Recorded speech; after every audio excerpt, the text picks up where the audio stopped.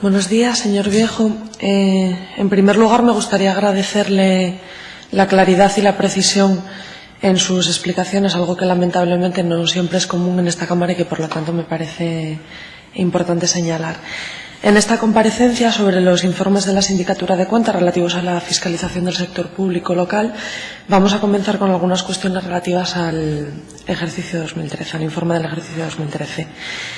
Respecto al apartado de limitaciones al alcance, en el epígrafe 9 del informe, o de él, se deduce que hay ayuntamientos que niegan la colaboración con la Sindicatura de Cuentas o que al menos no atienden a los requerimientos. Concretamente, estamos hablando de casos como Allande, Amieva, Belmonte de Miranda, Cabrán, Escudillero, Parres, Peñamellera Alta, Pesoz, Quirós, Ribadedeva, Riosa, Somiedo, Villayón, Ayer, Carreño, Corbera, La Viana, Parres, Pravia, Villaviciosa, Cangas de Narcea, Castrillón, Villanueva de Oscos, Gijón y Santo Adriano.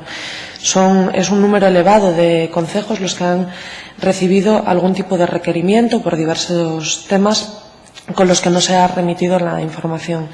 En el caso, por ejemplo, de Corbera, de mi concejo, ha habido dos requerimientos con los que no se ha remitido. Uno sería sobre si tienen acuerdos de pleno contrarios al informe del secretario del Ayuntamiento, un tema que se ha comentado recientemente a raíz de la intervención del portavoz popular, y otro relativo al inventario de bienes, que usted también ha hecho mención explícita en su intervención inicial.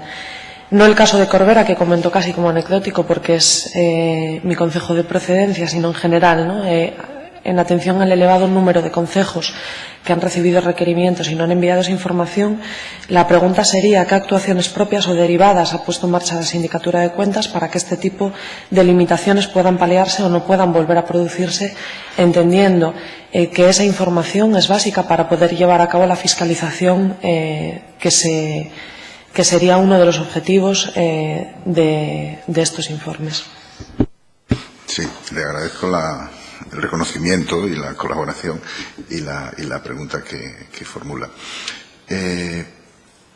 Vamos a ver, la colaboración con las entidades fiscalizadoras, no solo con la Sindicatura de Cuentas, constituye una obligación para todas las entidades fiscalizadas, constituye una obligación legal. El artículo 5 de nuestra ley, así como los correspondientes y concordantes de los estatutos de organización y funcionamiento, así lo señalan. Esa obligación legal no siempre se cumple con la debida atención, con la debida diligencia, y en muchas comparecencias en esta misma Cámara he tenido ocasión de subrayar este extremo. Desgraciadamente, acceso a la información, remisión de cuestionarios, remisión en plazo, actitudes que con una aparente colaboración son renuentes, se entrega una información parcial, hay que requerirlos otra vez para completarla. A veces parece que se pone de manifiesto un propósito deliberado de esquivar ese control, ¿no? Eso para nosotros es una pista de auditoría. Es decir, eso motiva una serie de análisis, una serie de consideraciones y cuanto menos colaboración hay, digamos, más candidatos son a fiscalizaciones más extensas, dependiendo de la importancia relativa. Otra cosa distinta es que luego cuando se examina, pues alguien llega con retraso, alguien lo justifica de una determinada manera, tiene la importancia que tiene. Hay que ver en este sentido, y este es el segundo apartado que creo que es relevante.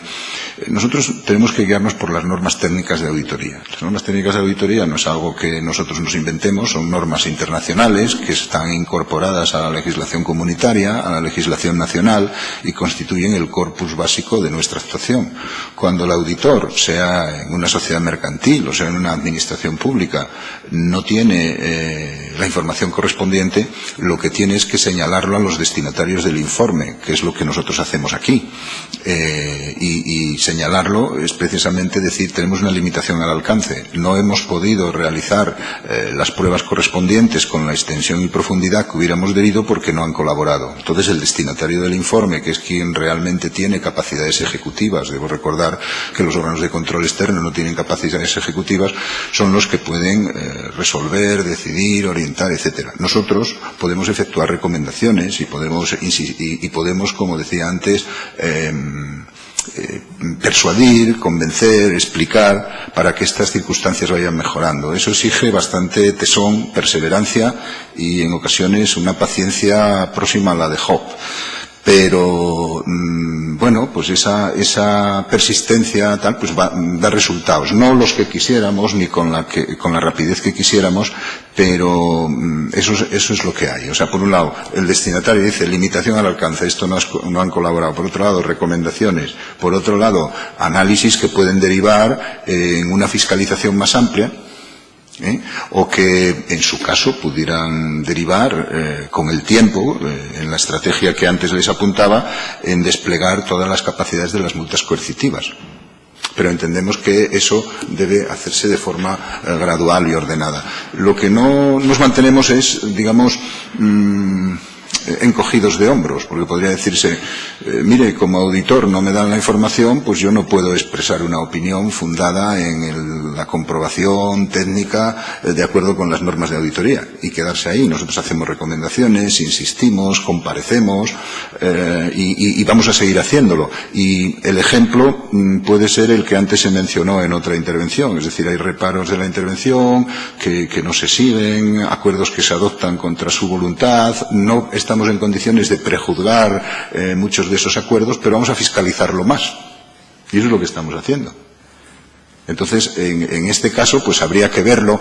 De todas maneras, en el ámbito de un informe general, como este que comentamos, del sector local, esto no deja de ser, yo lo llamaba una cala, como la que se hace en los melones, para ver algo concreto en ese sentido, pero no es propiamente hablando una fiscalización plena, sino un apunte fiscalizador que puede ser el presagio de actuaciones ulteriores y que en todo caso es una llamada de atención, como por ejemplo se señalaba en relación a los contratos negociados sin publicidad. Es decir, es algo que ya hemos visto en otros ámbitos, vamos a ver lo que ocurre respecto a este problema en la esfera local. Entonces, en muchas de estas informaciones lo hemos visto en otros ámbitos, vamos a ver qué ocurre en estos ayuntamientos o en este tramo de ayuntamientos en concreto. No sé si con ello satisfago a su pregunta, pero esa es la línea de trabajo que seguimos. Sí, me doy por respondida, gracias. Respecto a las conclusiones, en la conclusión 2.2a1 se menciona el incumplimiento de 2 ayuntamientos, Salas y San Martín del Rey Aurelio, a la hora de presentar las cuentas de 2013. Nos gustaría saber si se recibió alguna información que justificara este incumplimiento y qué medidas se han tomado para evitar nuevos incumplimientos por parte de estos ayuntamientos. En este momento no estoy en condiciones de proporcionarle información más detallada. Si han rendido ya o no han rendido, la verdad es que no lo sé. Estará en todo caso accesible en el portal del ciudadano que le refería. Yo de memoria no lo conozco. De todas maneras, las actuaciones con respecto a los ayuntamientos que no rinden son las generales que les hemos señalado. Entonces, no hay unas específicas en función de los ayuntamientos, sino son comunes, generales. Es decir, requerirlo, reiterarlo, ponerlo en manifiesto, en su caso fiscalizarlos, lo cual plantea a veces problemas técnicos, es decir, fiscalizar unas cuentas que no están. Con lo cual, lo que hay que fiscalizar no son las cuentas en sí mismas, sino transacciones concretas que han realizado. Por ejemplo, pues nóminas, arqueos de tesorería, contratos, en fin, pagos de diverso carácter, etcétera, pero no las cuentas como tales. Pero esas es las medidas que tomamos con carácter general. Y si no recuerdo mal, en el caso de San Martín del Rey Aurelio, suele rendir con cierto desfase temporal. Es decir, no es que tenga, si no recuerdo mal, usted me corregirá, no es que tenga muchas cuentas pendientes, pero digamos que es un poco remolón. Y lo mismo ocurre con otros ayuntamientos también que rinden, pero rinden fuera de plazo. Incluso a veces les supone esfuerzos notables hacer eso. También he podido constatarlo en algún caso por cuestiones internas de las propias administraciones locales. Quiero decir que por eso no me gusta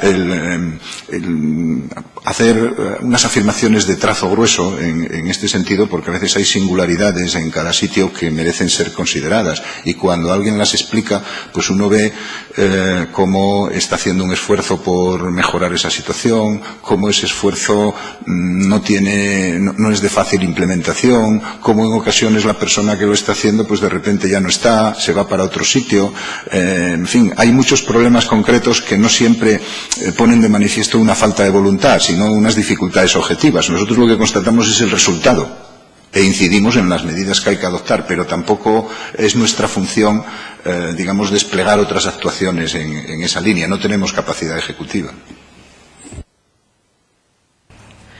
Usted ha hecho alusión en su intervención inicial a la inexistencia de inventarios o inventarios con deficiencias notables. De los 78 ayuntamientos, solo 54 responden sobre su inventario, 11 no disponen de inventario aprobado y de los 43 que sí disponen de él, solo 10 lo tenían actualizado. Como usted ya sabe, el inventario es un instrumento básico de control patrimonial público y a la vista de estos resultados nos gustaría saber cómo calificaría la situación del control patrimonial de los ayuntamientos asturianos y qué explicaciones se dieron, si es que se dieron, para la ausencia de inventario o para su no actualización. En este caso se trata de una verificación, de una constatación. No es la primera vez que hacemos consideraciones de este tipo. Hace algún tiempo, en legislaturas anteriores, habíamos hecho un informe sobre el patrimonio municipal del suelo y ahí incidíamos en la contabilización de ese patrimonio. Un patrimonio muy importante. Estábamos en el momento álgido de la burbuja inmobiliaria. Los ayuntamientos en aquel momento tenían en muchos casos cesiones notables de la gestión urbanística, del 10-15% de la gestión urbanística. La ley regula cómo tenían que hacerse esa cesión, cómo tenía que contabilizarse, cómo tenía que controlarse, cuál era su destino, y con ese motivo incidimos mucho en los problemas que tenía la llevanza deficiente de los inventarios de patrimonio. El problema subsiste en gran medida y tiene raíces profundas. Una de ellas, que reconocen prácticamente todos los expertos en este campo, es que en las administraciones públicas hay una cierta primacía, incluso hoy, de la contabilidad presupuestaria alejada del resto de las contabilidades que es obligado llevar, la contabilidad financiera, que es la contabilidad patrimonial.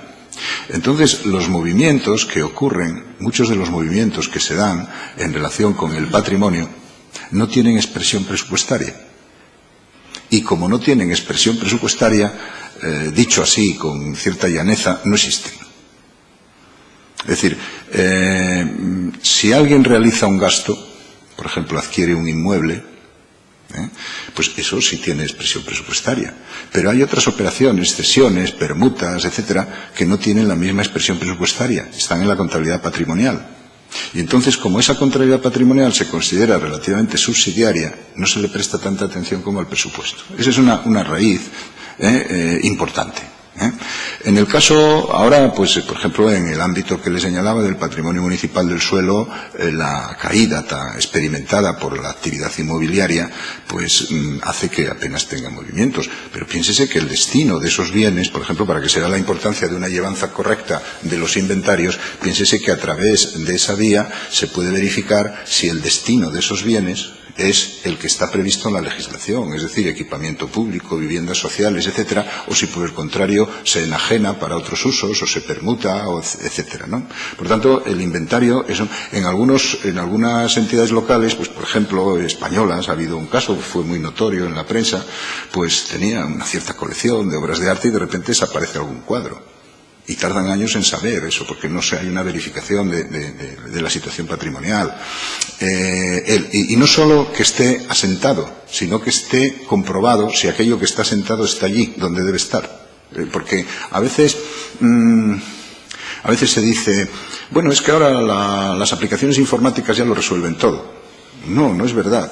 Es decir, la aplicación informática puede decir que se hizo este pago, este cobro, y luego se va a ver el arqueo y resulta que no hay coincidencia entre lo que resulta de los movimientos reflejados en los listados informáticos y la caja. Pues lo mismo que se hace con los arqueos de caja debe hacerse con las existencias cuando los stocks de los almacenes cuando son procedentes o con el inventario inmovilizado cuando también es procedente. Porque puede decir la contabilidad que hay un vehículo o que hay una parcela o que hay no sé qué, y resulta que no está tal vehículo o que tal parcela no tiene esas características o esas dimensiones, o que fue permutada extrañamente con otro, o que el colindante desplazó el lindero y se fue apropiando de ella, ¿no? Entonces, este tipo de cosas es muy importante. El inventario inmovilizado, no me cansaré de insistir en que es la piedra de toque de la visión contable de las administraciones públicas, en el sentido de considerar no solo la contabilidad presupuestaria, sino la dinámica patrimonial, que además es la misma contabilidad, porque la presupuestaria ahora es un grupo de la general. Si alguien analiza la contabilidad pública, verá que no es que propiamente hablando haya dos, es que es la misma, articulada de una determinada manera. Y entonces hay que enfatizar ese tipo de cosas. Y no solo ese tipo de cosas, sino, por ejemplo, entre los bienes patrimoniales, piénsese que puede haber también activos financieros. Y entre esos activos financieros puede haber acciones o participaciones societarias, dependiendo del tamaño de las administraciones, y pueden no estar debidamente reflejadas o valoradas, o reflejadas y deficientemente valoradas. Cuando hoy, por ejemplo, en el mercado, por un precio muy económico, hay aplicativos que permiten desarrollar estas cosas con una razonable facilidad, ¿no? Entonces, es necesario enfatizar ese asunto. No es un tema baladí. Incluso en ayuntamientos muy reducidos, pues tienen a veces montes, tienen parcelas de distinto tipo. A veces ni ellos mismos lo saben. Es decir, que a lo mejor están buscando, estoy hablando de hechos reales, están buscando pues para ceder una parcela para no sé qué equipamiento, para un centro de salud, para un colegio, para no sé qué cosa, y están buscando y lo tienen y no lo saben, por deficiencias en la llevanza de los inventarios. Por tanto, esto es coincido plenamente con la importancia que tiene, y yo mismo he tenido ocasión de enfatizar este asunto en numerosas ocasiones. Y puede llevar a veces a problemas serios, en el sentido que, por ejemplo, durante la burbuja inmobiliaria no se contabilizan, imaginemos un supuesto siguiente, no se recogen debidamente los inventarios y se hacen permutas fuera de mercado con valoraciones ad hoc que dejan bastante que desear. Entonces esto es un problema, puede ser un problema serio. Aquí no estamos hablando, por fortuna, de esas cosas, estamos hablando, digamos, de deficiencias administrativas. Hemos encontrado estados financieros donde el saldo permítanme que haga una pequeña distinción técnica, los activos, sean financieros o sean materiales, es una parte del activo del balance. Bueno, por tanto, están en el activo, en el debe, con signo positivo, ¿no? Pues hemos encontrado, y no una vez, sino más de una vez, que tienen signo negativo, que es como si tuviera un valor negativo ese patrimonio. Es una cosa poco concebible, porque por problemas de valoración, por problemas de asentamiento, pero a veces hay gente que considera que tiene el inventario inmovilizado porque en el listado aparecen unos apuntes, pero a lo mejor han transcurrido 5 años y nunca ha verificado si aquello que se recoge en el balance o en el listado está realmente en el sitio que debe estar. Con lo cual, decir, sí, tengo inventario, pero ese inventario probablemente está desfasado porque a veces hay activos móviles, vehículos, determinadas instalaciones, etcétera, que pueden existir, pero pueden estar a lo mejor degradados o deteriorados o lo han podido desplazar a otro lado. Es decir, es un tema importante, aunque en los ayuntamientos que hablamos, pues reviste unos caracteres a veces de deficiencia administrativa, pero el riesgo real a que nos puede conducir pudiera no ser menor. Es lo que quiero subrayar. En este informe de 2013 se afirma que el reconocimiento extrajudicial de créditos permite reconocer obligaciones que pueden de las que pueden derivarse actuaciones irregulares. De la información recibida por los ayuntamientos que contestaron a los requerimientos de la Sindicatura de Cuentas, ¿cree que algunas de esas actuaciones irregulares alcanzan gravedad judicial relevante? Y, en el caso de que la respuesta fuera afirmativa, ¿cuál es?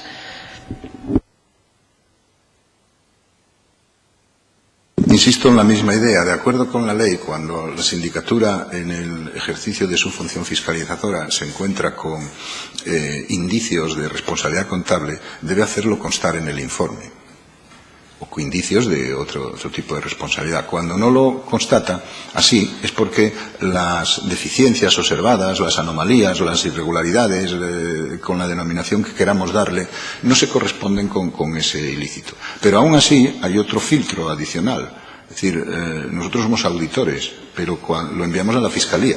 Es decir, que el fiscal del Tribunal de Cuentas lo va a ver y lo examina minuciosamente, no lo archiva, nos consta que hacen un trabajo realmente meritorio de examen pormenorizado. Abren diligencias cuando lo observan, en primer lugar aclaratorias, las cierran si consideran que queda despejada la duda, prosiguen con ellas. Entonces, por nuestra parte, eso nos da también una garantía. Y en este caso la sindicatura no ha visto ilícitos contables, ya ha visto anomalías, deficiencias, pero desde el punto de vista del reconocimiento de las obligaciones, incluso aunque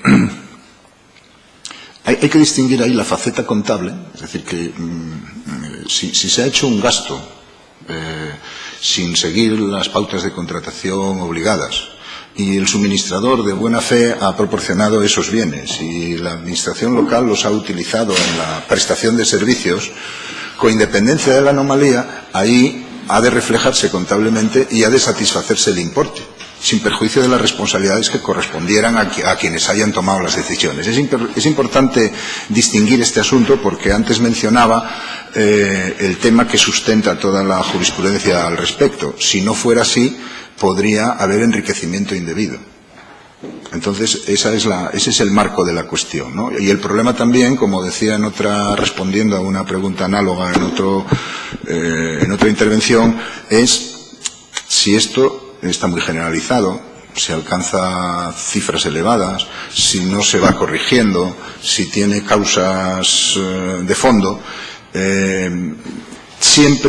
Siempre, yo creo que casi sin excepción, en la medida que haya una gestión y una planificación presupuestaria cuidadosa, este tipo de cosas se obviarían. Es decir, si se diseña un presupuesto bien calculado, bien estimado, con todos los riesgos que ello conlleva, porque no hay que olvidar que el presupuesto en su estado de ingresos es una previsión y nadie tiene bolas mágicas para conocer el futuro en condiciones de certeza, pero presupuestos razonablemente realizados y razonablemente gestionados originan menores situaciones de este tipo. Y presupuestos mal concebidos, mal gestionados y a la trágala, pues originan situaciones de este género en condiciones más intensas. Eso es lo que proponemos siempre, mejorar ese conjunto de cosas. Según el informe, en 15 ayuntamientos adoptaron 66 acuerdos contrarios a informes del secretario. Nos llaman especialmente la atención pues los 13 acuerdos de contratación en Siero, los 5 acuerdos contrarios a la legislación en San Martín del Rey Aurelio, 5 acuerdos de urbanismo en el Franco, el acuerdo sobre subvenciones que vulneran las bases de la convocatoria en Soto del Barco o los 6 acuerdos de Mieres que serían relativos en este caso a diferentes materias. ¿Cree que pueden derivarse contingencias judiciales de estos casos o de alguno de ellos? De ser así, que no hay que descartarlos, la propia Fiscalía pues abriría diligencias. Ya digo que abre diligencias preliminares cuando lo juzga por su entidad, por sus características, por la tipología y de ahí se derivaría si las hay o no. Nosotros en muchos casos no hemos examinado, es decir, el criterio de la fiscalización era, vuelvo a repetir el término, una cala en estos asuntos. Vamos a hacer una fiscalización más amplia, estamos haciéndola de hecho. Sobre este tipo de cuestiones. Y luego también debe recordarse que el acuerdo contrario a reparos, la legislación prevé quién lo puede resolver. Entonces, imaginemos que hay una discrepancia y esa discrepancia llevada a los tribunales no siempre se resuelve en favor de las tesis de los interventores y secretarios, pero hay que documentarlo bien, hay que decir por qué sí o por qué no. No es una cuestión que deba hacerse sin criterio y a la brava. Recuerdo el tiempo. Sí, nos quedan 3 preguntas. Rogaría la mayor brevedad, por favor, en las respuestas. Respecto al informe relativo a 2014, en las conclusiones, en la conclusión 2.1.1 se recomienda la liquidación y disolución de 3 consorcios, 4 mancomunidades, 2 organismos autónomos, una sociedad mercantil y una fundación. A día de hoy, ¿se conoce el resultado de esta recomendación? Creo que se dice en algunos casos que algunos están en curso, aunque no han culminado, y yo en estos momentos desconozco la información, no sé si la han seguido o no. En algunos casos sí me consta que incluso para iniciar ese proceso de liquidación, porque hay voluntad a veces de hacerlo, se necesita que los órganos estén operativos y a veces no están constituidos.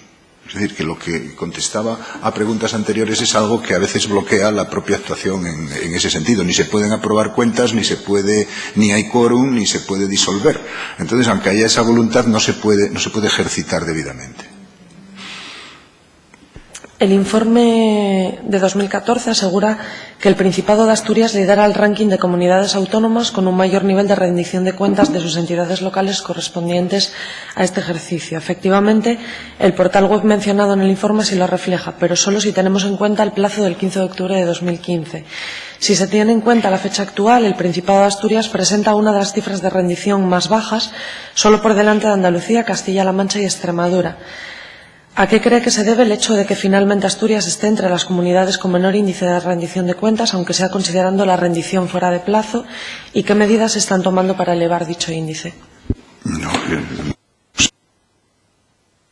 O he entendido mal o no se corresponde con la información que yo manejo.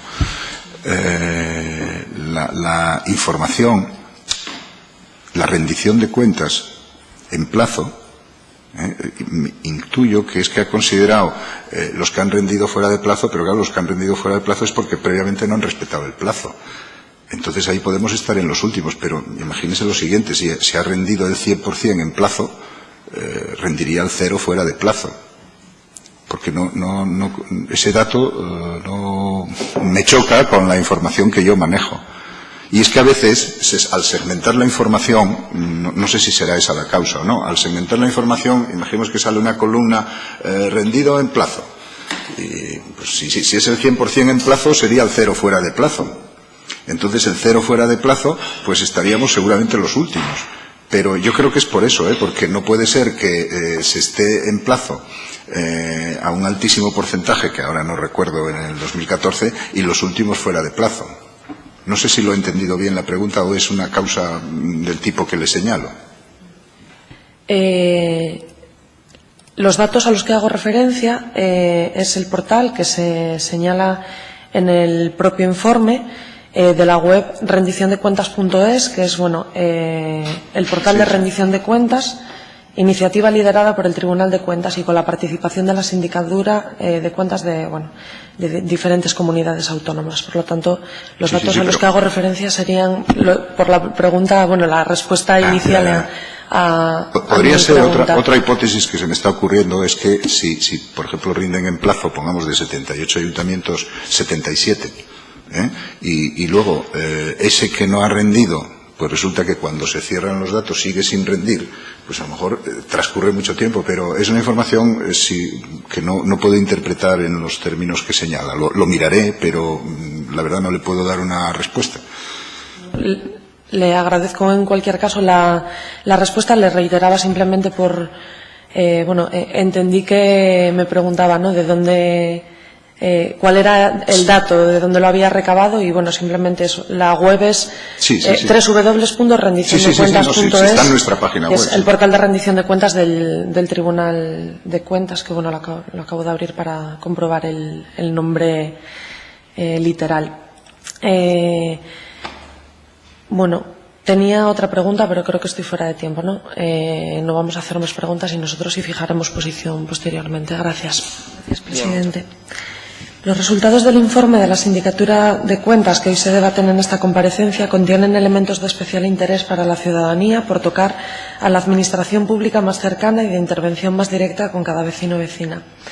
A pesar de reconocer el papel fiscalizador de la sindicatura y una actuación responsable con la misma en la mayoría de los ayuntamientos, hemos de poner nuestro foco de preocupación sobre el hecho de que todavía un buen número de componentes del sector público local niegan la información más básica tanto al Tribunal de Cuentas como a la Sindicatura de Cuentas. Aunque los porcentajes de cumplimiento de suministro de la información sean mayoritarios, el hecho de que exista un solo componente del sector público local que hurte el derecho de la ciudadanía a fiscalizar las cuentas para las que ella misma aporta la financiación constituye un déficit democrático que ha de subsanarse con urgencia. Detrás de la negación a la fiscalización nos encontramos con un problema de transparencia de las cuentas públicas, una cuestión a la que Podemos Asturias ha hecho referencia desde su fundación por ser la transparencia, precisamente, la causa a través de su ausencia y la solución a través de su presencia de los focos de fraude, corrupción e ineficiencia que contaminan las cuentas públicas de Asturias y que suponen sufrimiento y vidas humanas, cuando gobiernos como el actual, en lugar de apostar por la transparencia, apuestan por los recortes. Esperamos que las medidas propuestas desde la sindicatura y algunas más, evidentemente, necesarias para construir una administración pública local transparente, se desarrollen para que en un futuro próximo la ciudadanía pueda percibir un cambio en la gestión derivado de un cambio precisamente en la transparencia.